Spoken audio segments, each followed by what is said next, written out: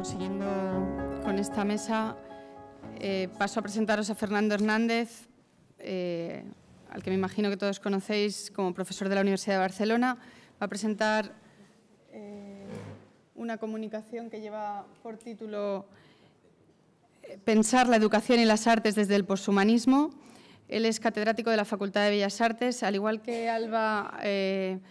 Bueno, pues ha tenido la suerte de formar a personas en todos los ámbitos o sectores de la educación, desde el profesorado a distintos niveles educativos, y siempre ha tratado temas relacionados con la cultura visual, el aprendizaje, la educación y la contextualización de todo ello en la sociedad contemporánea.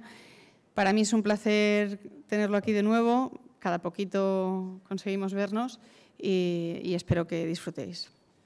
Muy bien, pues muchísimas gracias, Amparo, y muchísimas gracias a las personas que han estado en toda la organización y por convocarnos aquí.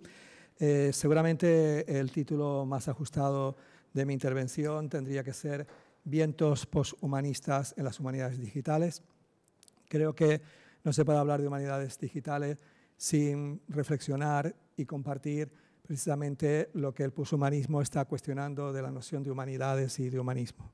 Por lo tanto, yo voy a centrarme ahí, no por una posición de contra, sino porque creo que las humanidades digitales necesitan pensar lo que desde las propias humanidades están pensando desde otro lugar. La referencia al cuadro del bosque no es decorativa, sino que precisamente considero, y lo verán a lo largo de mi reflexión, que este cuadro del bosque encarna realmente un espíritu poshumanista. Les dejo con el interrogante de pensar por qué un cuadro del bosque de más de casi 500 años, pues muestra o representa o narra lo que sería un contexto poshumanista. Mi intervención va a tener tres partes, bueno, dos partes en realidad. Una primera parte que voy a situar qué significa hoy el debate poshumanista, quiénes participan del debate poshumanista y diferentes concepciones sobre el poshumanismo. Luego voy a plantear las repercusiones que el poshumanismo puede tener para repensar la educación escolar y para repensar la investigación. Voy a tomar como punto de partida para definir cuatro formas de entender lo que es el poshumanismo o el poshumanismo en relación con las humanidades. Las personas que han entrado se pueden sentar con toda tranquilidad, no interrumpen nada y simplemente pueden entrar. Voy a partir de un filósofo que se llama David Rodin, que presenta una organización conceptual que puede permitir situarnos. El humanismo no es el que se refiere a las humanidades digitales, es el siguiente. Afirma que hay algo especial, cognitiva y moralmente, que separa a los seres humanos del resto de la naturaleza. Es decir, la idea, nosotros somos superiores, estamos colocados en otra esfera con respecto a los otros seres de la naturaleza. El transhumanismo, y ahí encuentro yo que está colocadas las humanidades digitales, asume la posición del humanismo, de esta idea de superioridad o de diferenciación, pero dice que se puede tener un kit que pueda precisamente perfeccionar a la humanidad. Y dentro de este kit, pues las humanidades digitales, como decía Juana Sancho esta mañana, ese apellido pues también contribuye a esta idea de perfeccionar este humanismo. Pero hay otras dos perspectivas que son para mí más interesantes. La primera es el poshumanismo crítico, y yo creo que el poshumanismo crítico es la que podríamos comenzar a incorporar dentro de la reflexión sobre las humanidades digitales. Cuando hablo de reflexión, hablo de fundamentación, no solo de lo que se está haciendo, que es la idea de, y esto es lo más importante, desafiar el antropocentrismo en el corazón del pensamiento occidental, que es lo que caracteriza al humanismo. Esta idea de cuestionamiento significa cuestionar la centralidad humana y los discursos que rodean la idea de un observador ubicado fuera de la naturaleza y de la sociedad, que es lo que caracteriza, desde mi punto de vista, a las humanidades digitales, también en las concepciones que se han planteado a lo largo del día. Por lo tanto, hay una idea de poshumanismo crítico que precisamente lo que hace es cuestionar, por un lado, esta idea del antropocentrismo, el ser humano como centro, y por otro lado, que es clave en el pensamiento occidental, como ahora veremos, y por otro lado, cuestionar esa idea de que hay un observador que está fuera de la naturaleza y de la sociedad, que es algo que caracteriza a la visión de la ciencia, incluso a la función de la escuela en nuestra sociedad. Y luego la visión de David Rodin es la visión, lo que él llama el poshumanismo especulativo, que tiene una coincidencia con el poshumanismo crítico, que desafía también la influencia del antropocentrismo en nuestro modo de pensar sobre las posibles manifestaciones, pero él lo vincula más a la fenomenología, al razonamiento moral y la cognición. Con lo cual, en este cuadro inicial ya comenzamos a ver que el humanismo o las humanidades, tal y como se entiende con ese fundamento humanista, es antropocéntrico, centrado en el hombre, ser humano como en medida de todas las cosas. Hay toda una corriente que ahora veremos cómo se vincula, que al menos le está diciendo, cuidado, que esto tiene problemas y tiene peligros.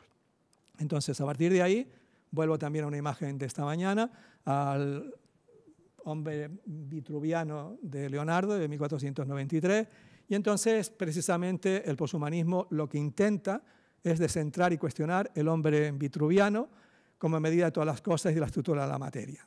En buena medida, muchas de las personas que en estos momentos denuncian las consecuencias o las derivas en relación con fenómenos como el cambio climático, lo consideran que precisamente es resultado de una visión antropocéntrica y de una visión precisamente humanista sobre la visión o la separación con la naturaleza.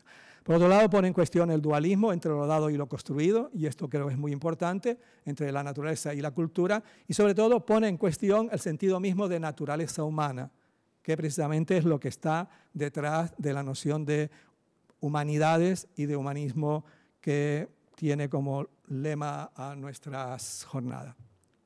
Autoras que están trabajando este tema, lo llevan trabajando desde hace tiempo y que son referentes, son, por ejemplo, estas tres, son Donna Haraway, Rosi Braidotti y particularmente Karen Barad, y lo que ellas plantean como alternativa a la posición humanista de esta separación es que la naturaleza y la cultura están imbricadas y no se pueden separar, no va la naturaleza por un lado y la cultura por otra, y que precisamente la lucha, y hablo de lucha como algo real, por hacerlo evidente, permite romper otra cuestión que es clave, es la idea de dualismos que están también implícitos. Si hablo de humanidades digitales, quiere decir que hay humanidades y otra cosa. Si hablo de digitales, implica que hay analógico. Por lo tanto, siempre estamos actuando por dualismo y precisamente la posición poshumanista intenta precisamente enfrentarse con los dualismos que van construyendo nuestra relación con la naturaleza, con los otros y con nosotros mismos.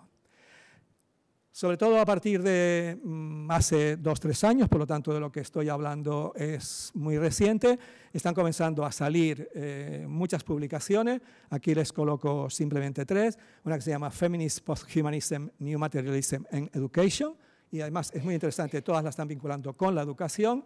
Otra es un glosario en el que participan Rosi Braidotti precisamente y María Slaviana, que es Posthuman Glossary.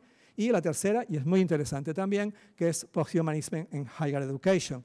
Y esto conecta con algunas de las cosas señaladas con la partición y fragmentación que precisamente señala o apuntaba Juana esta mañana y que precisamente es una herencia humanista. Dicho esto, voy a intentar pensar lo poshumano, porque el poshumanismo se vincula con lo poshumano, con lo antihumano, etc. Hay toda una serie de definiciones que en el artículo que saldrá publicado en la revista lo explico con largueza, pero me interesa primero, ¿qué es lo que significa pensar lo poshumano? En primer lugar, es llevar la reflexión, y esto es muy importante, es necesario reflexionar. A veces las humanidades digitales y sobre todo lo digital carece de reflexión, es básicamente acciones, propuestas, también como señalaba Juana Sancho esta mañana, reflexionar y reconceptualizar lo que caracteriza a nuestra especie. Y eso es el primer elemento, es decir, ¿qué significa ser humano? ¿Qué significa la política que se deriva de la concepción que tenemos de ser humano, sobre todo desde el pensamiento ilustrado y desde la tradición cristiana, que coloca al hombre como centro del universo y que le dice en un parágrafo del Génesis, dominar la tierra, y a partir de aquí, ¿cuál es nuestra relación con los otros habitantes? Los habitantes humanos, no humanos y los objetos del planeta. Esta cuestión es primordial en la idea del poshumanismo.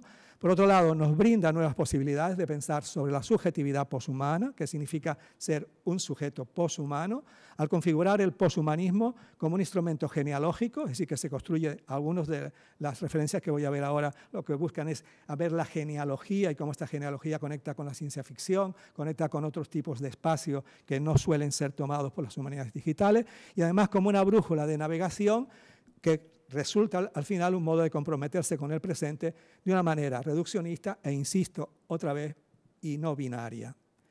A partir de aquí, lo tercero que surge es un espacio para reconfigurar lo esencial de lo humano, que no es precisamente lo que el discurso ilustrado, los procesos de colonización, los procesos de destrucción del planeta han establecido, y replantear nuestra relación con otros agentes humanos e, insisto, no humanos. Este artículo, que lo podéis bajar de internet y es muy interesante, se llama Toward a Post-Humanist Education, o sea, hacia una educación posthumanista, y que la escriben toda una serie de autores, pero Snaza es el autor principal y es una de las figuras que más está en la relación de posthumanismo y educación, que creo que es una de las cosas que nos interesa aquí. Lo que se plantea, y aquí otra vez conecta con el tema de las humanidades digitales, y se pregunta, ¿cuál es el significado del ser humano en relación con las tecnologías, con los animales y los objetos? Y esta relación es inseparable de repensar los conceptos que utilizamos para entender cómo se relacionan las cosas, vivas y no vivas, especialmente en la política y en el conocimiento. Y esto es importante tenerlo presente. Entonces, a partir de aquí y de este libro, que también está editado por Sasser y por Ober, que se llama Posthumanism and Educational Research, aquí hay un movimiento hacia la investigación educativa, lo que los autores plantean es que llega el momento que nos planteemos, no desde una visión humanista, sino de una visión que es lo que ha sido y ha lastrado la visión de la educación y de la escuela, y digo lastrado con pleno conocimiento de causa. Necesitamos volver a reformular las preguntas básicas. ¿Qué es la educación en un contexto posthumanista? ¿Cómo se ha definido hasta ahora? ¿Cuáles son sus objetivos y para quién ha ido destinada? ¿Y cuáles son las consecuencias de la definición del proyecto educativo que se configura sobre todo a partir del pensamiento ilustrado? Esto significa plantearse estas preguntas, desafiar las nociones tradicionales de la educación como un proyecto humanista, disciplinario, centrado en las disciplinas, y al mismo tiempo una reducción únicamente a la preocupación por lo humano. Y esto creo que es una crítica profunda a la escuela, como veremos ahora. En segundo lugar, porque la escuela es una de las instituciones que escisiona lo humano de lo no humano y lo ha ido construyendo en un relato desde hace 300 años. Y además que ese relato alberga y justifica las decisiones de las consecuencias que hoy estamos viendo. Lógicamente la responsabilidad no es de la escuela. Por otro lado, es cuestionar los supuestos humanistas incorporados en las estructuras educativas actuales, que es muy importante revisarlo, pero esto es material para un seminario, y esto sí que nos interesa a nosotros, los enfoques de la investigación en educación. ¿Y cuáles son las cosas que se necesitan cuestionar? La noción de sujeto en la escuela, este sujeto humano que se configura como tal, la noción de aprendizaje, se centra solo el aprendizaje desde una dimensión cognitiva. Por un lado, el pensamiento, la idea de pensamiento humano, como si esto fuera posible y no fuera una tautología, las relaciones causales lineales como explicación principal de los fenómenos, los espacios educativos limitados, el pensamiento como un esfuerzo humano únicamente encarnado y el conocimiento como los resultados de la investigación educativa.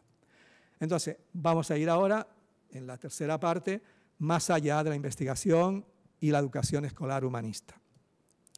Por un lado, yo comenzaría, pero esto lógicamente es mi proyecto, por reconocer las limitaciones humanistas de los referentes que en estos momentos construyen las respuestas normativas y además construyen las respuestas normativas que configuran lo que es la escuela, lo que es el sujeto de la escuela, lo que es el aprender y la finalidad de la investigación educativa. Y poder entrar en una serie de provocaciones que son fractales, es decir, que van para otros lugares que no están previstos, pero son rizomáticas y que se mueven en múltiples direcciones y que conducen a plantear la investigación educativa y la educación escolar como en un espacio y un tiempo poshumanista. Esto es un proyecto en el que hay toda una serie de personas internacionales implicadas y que yo lo cuento aquí precisamente a raíz del debate de el humanismo digital. Por otro lado, es una invitación, que esto también es importante, que su finalidad no es buscar respuestas, sino hacernos preguntas. Por ejemplo, ¿por qué se configura al sujeto infantil como un sujeto aislado precisamente de lo humano y lo no humano, y no alguien que se configura en interacción precisamente con lo que le rodea? Dentro de esta reflexión de más allá de la investigación y la educación escolar humanística, hay que asumir en este proyecto las críticas de la educación desde posiciones feministas, postcoloniales y antirracistas, y comunitaria, aquí pone comunista, que están inscritas en las nociones de humanismo educativo, pues en ella, y lo leo en inglés, the structural possibility of deshumanization is always already present. O sea, en las posiciones actuales feministas, postcoloniales y antirracistas hay una estructura de deshumanización que está constantemente presente. Por otro lado, Snaza, que es el autor que han visto la foto antes, destaca que ir más allá de la humanización en la educación significa, y vuelvo a leer en inglés, removing politics and education from their enclosure within humanism. O sea, es remover precisamente la política y lo educativo de su enclaustramiento dentro del humanismo. Por otro lado, supone también asumir perspectivas ético-filosóficas posthumanistas, supone we reject the idea that the human is separate and separable, esto es importante, está separado y is separable from everything else on the planet. O sea, la idea de que el humano está separado del resto de lo que ocurre en el planeta. Y esta es precisamente la crítica principal y el cuestionamiento principal en relación con la visión humanista. Ahora vamos a ver cómo una serie de autores se plantean y qué aportaciones hacen, incluso con algunos ejemplos prácticos que creo que son interesantes. El caso de Marla Morris es muy interesante porque ella se centra en una posición animalista. Aquí no vengo a hacer campaña electoral, pero es muy interesante porque la posición de Marla Morris, en el libro que les presenté antes, da cuenta de diversos estudios científicos desde Darwin hasta la actualidad que desentrañan la compleja vida interna de los animales. Entonces, una actividad, que vamos a ver después, muy común en las escuelas, es estudiar los animales. Pero se estudian los animales como si fuesen un objeto separado de nosotros. Precisamente lo que plantea la posición humanista, poshumanista, y veremos luego que hay muchas referencias sobre esto, es que los animales también sienten, piensan. Por lo tanto, hay una relación estrecha con nosotros. Por lo tanto, no se pueden ver como un objeto separado de nosotros. Y un objeto solo para nuestra satisfacción. Entonces, Maria Morris dice, Posthuman education places all creatures, both human and non-human animals, in una no hierarchical web. Esto es muy importante en una posición poshumanista, en la no colocación de tanto los humanos como los humanos, y en esto están incluidos los animales, fuera de una jerarquía. Y esto supone un cambio radical para muchos de los planteamientos de la educación. Y esto además supone que la subjetividad humana debe ser considerada en nuestras prácticas educativas, comenzando por nuestra relación con los animales. Y esto es un ejemplo de una escuela que están diseccionando una trucha para estudiar la trucha, pero la trucha se estudia como algo completamente separado de nosotros, como un ser insensible que no tiene ningún vínculo con nosotros. Por eso, desde la perspectiva de la investigación y la educación escolar posthumanista, autoras como Alisa Miller plantea que los estudiantes aprendan no solo sobre los animales, sino también de los animales. Y esto es un cambio muy importante. Miller también esboza su enfoque pedagógico basado en las perspectivas feministas y coloniales que permitirían to actively keep inside the historical and rhetorical connection in a structure of oppression affecting both human and non-human. Y entonces plantea una vinculación de cómo ha habido estructuras de opresión sobre los animales que son paralelas a las estructuras de opresión que han existido sobre los seres humanos. Y esto sobre todo analizar los procesos de esclavitud y sobre todo al analizar los procesos de animalización de ciertas posturas, como por ejemplo oyes llamar a otros seres humanos ratas, perros, etc., es muy interesante porque da cuenta precisamente de esta mirada sobre lo no humano. Estos son dos referencias que las pueden encontrar perfectamente en Internet y que fueron publicadas en el diario El País. Una reseña de Jeremy Griffin, que se llama Lo que podemos aprender de los animales, que es realmente los últimos estudios que se están haciendo en esta dirección, y una súper actualizada de Guillermo Artares sobre de animales y humanos, y precisamente que están, hay toda una serie de libros en este momento que están estudiando ya no la vida de los animales desde su punto de vista etológico, sino el pensamiento animal, y las sensaciones animales, las relaciones animales, etcétera, que va mucho más allá de la etología. Otra autora que es interesante es Noel Gog, que posiciona su comprensión de la investigación educativa, y ahora me centro ya en la investigación educativa posthumanista, en las filosofías y teorías que a menudo no se discuten en los discursos tradicionales de la investigación educativa. Y son la teoría del actor red, que normalmente a la mayor parte de las personas que trabajan en la investigación educativa no tienen idea, la teoría rizomática de Deleuze y Guattari, que sí, la de Guattari, la teoría del cyborg de Donna Haraway, la teoría de la tecnogénesis de Katherine Hayles, etc. Por lo tanto, hay toda una serie de referencias que nos permiten plantear otro tipo de investigación dentro de educación. Y lo penúltimo, ya para ir hacia el final, es la idea de Weber hacia una crítica a la naturaleza antiintelectual de la investigación en educación y de la educación en general. O sea, dentro de poco tengo que dar una conferencia sobre una perspectiva crítica, no desde la teoría crítica, sobre la situación de la escuela en la actualidad. Y mi primera crítica es que la escuela hoy solo promueve innovaciones, pero no promueve ideas. Y que la escuela hoy es un relato carente de ideas.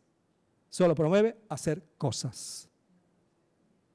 Y entonces, una escuela que no promueve ideas, precisamente es una escuela que va reproduciendo y que acaba, como decía también Juana Sánchez esta mañana, poniéndose en función de los intereses del mercado, pero no precisamente de esa colectividad en interacción que se intenta plantear.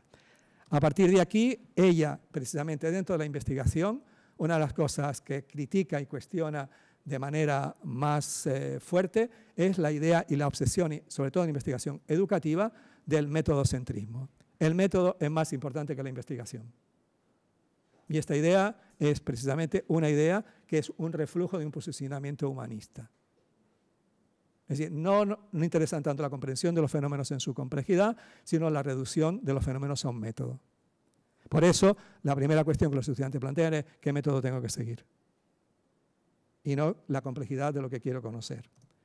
Y Weber también plantea que la educación y la investigación educativa tienen el desafío de ser más intelectuales, es decir, de ser más compleja, y para afrontar esta empresa es muy importante la posición de las nuevas filosofías, las nuevas ontologías que se están planteando, y que la investigación posthumanista es precisamente por su visión rizomática, por su visión impredecible, por su visión que se puede mover en otras direcciones, como la naturaleza en cierta manera también hace, y buscar la naturaleza interconectada de los seres humanos, los animales, los objetos y las fuerzas dentro de la investigación educativa. Y, por ejemplo, perspectivas como la Actor Network Theory o la teoría del actor red o la actriz red es una de las perspectivas que plantea. Y acabo con la posición de Steinfeld Springer, que es una colega de la Universidad de British Columbia. Ella toma como referentes para su propuesta a Deleuze, a Guattari y Massumi. Massumi, bueno, es un autor norteamericano muy importante dentro de la teoría de los afectos y que además es el traductor de 1000 mesetas de Deleuze y Guattari y que a partir de ahí plantea lo siguiente. La primera idea que plantea, y esto para la educación también es importante, situar la educación y la investigación educativa como un proceso en movimiento, no como una serie de pasos que son previsibles y que se pueden preorganizar. Frente al empleo de métodos preestablecidos, la idea es posicionarse a favor de procedimientos que surgen in the midst of the research process, o sea, en la niebla del proceso de investigación. La segunda idea es la de adoptar una construcción procesual que considera la investigación no como rígida o limitada por un método, como señalaba en la anterior presentación, sino como una ongoing construcción, con un proceso que está en devenir. Y esto es muy importante para la idea de clase, esto es muy importante para la vida del aula, esta idea de ongoing construction, que solo puede conducir a realizar aproximaciones de abstracciones rigurosas, lo que implica desafiar las nociones tradicionales de investigaciones centradas en la causalidad lineal, que es precisamente una de las ideas que más abundan dentro del pensamiento educativo. Gracias. La búsqueda de explicaciones de causalidad lineal. Finalmente, considerar, como hace Elisa de Saint-Pierre, que es una colega que también trabaja en esta onda, la idea de una investigación sin datos preestablecidos. Y esto es muy importante, una idea de una investigación sin datos fijos, sin datos concretos y aislados, pues la investigación poshumanista persigue lo que es relacional y lo que es procesual, exactamente lo mismo que una educación poshumanista. No solo es la relación o la interacción entre lo humano, lo no humano y los objetos, sino también entender la vida del aula como un devenir que, como también señalaba Juana Sánchez esta mañana, lo que intenta es que surjan, pero eso no se puede programar, eventos o momentos de afecto. Y finalmente, considerar que la investigación o la perspectiva poshumanista puede permitir, como señala Petitfields, que los educadores e investigadores asuman la responsabilidad de descentrar y recentrar al sujeto humano en la investigación educativa y en las prácticas pedagógicas. Pero la idea primera es descentrarlo. O sea, El ser humano no es el centro del universo. La segunda idea, ese descentramiento implica mirar más allá de lo humano para incluir el análisis del papel de los artilugios tecnológicos, y aquí, muy importante el título de la jornada, Humanidades Digitales, cuál es el papel, y esto algunas presentaciones lo han intentado hacer, cuál es el papel de los artilugios tecnológicos en la configuración de las subjetividades escolarizadas, pero también cuál es el papel de los artilugios tecnológicos en las subjetividades investigadoras. Y por último, desvelar cuán decididamente humanista es casi toda la filosofía que guía la educación escolar y la investigación sobre ella, y esto es un tema de debate. Reformular la educación para enfocarla en cómo estamos relacionados con los animales, las máquinas y las cosas en la vida, en las escuelas y en la universidad. No qué son esas cosas, sino cómo nos relacionamos con ellas y cómo esa relación se construye mutuamente, porque si no, vuelve a ser un posicionamiento humanista. Y finalmente, comenzar a explorar nuevas direcciones poshumanistas en la investigación y la práctica pedagógica. Deseo al cual les convido. Muchísimas gracias.